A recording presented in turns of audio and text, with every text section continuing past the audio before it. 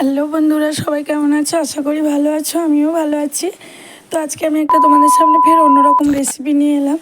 তো রেসিপিটা হচ্ছে চিকেন দিয়ে আর এঁচোড়, মানে চিকেন আর এঁচোড়ের যুগলবন্দি যেটা বলে।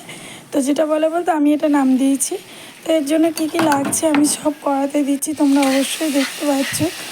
তো আমি তার জন্য মাংস নিয়েছি 500 গ্রাম আর এঁচোড় নিয়েছি 1 কিলোর মতো। তো সব নিয়েছি আর একে একে আমি আদা, রসুন, জিরের গুঁড়ো, হলুদ গুঁড়ো, ধনের গুঁড়ো, তারপরে তোমার টমেটো, আমি জল একটু দিয়ে মশলাটা কষিয়ে নিচ্ছি। কষিয়ে মাংসটা আগে দেবো।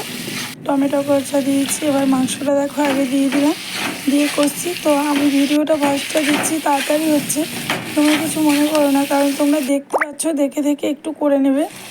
মানে এটা খুবই সহজ পদ্ধতিতে। আর আমি এঁচোড়টা প্রেশার কুকারে সিটি মেরে নিয়েছিলাম। তো এঁচোড় আর আলুটা সিটি মারতে একদম পুরো গলে গেছিলো। একটু হলুদ আর নুন দিয়ে সিটি মারবে, তাতে এঁচোড়টা কালো লাগবে না, সুন্দর দেখতে লাগবে, ঠিক আমার মতো হলুদ কালারে। আমি এক্সট্রা কোনো কাশ্মীরি লঙ্কার গুঁড়ো টুড়ো কিছু দিইনি। তো দেখো আমি হাত দিয়ে একটুখানি দেখছিলাম যে এটা ভাবটা উঠছে কিনা, গাছটা আসতে দিয়েছিলাম। তো যাই হোক কষে জল দিয়েছি।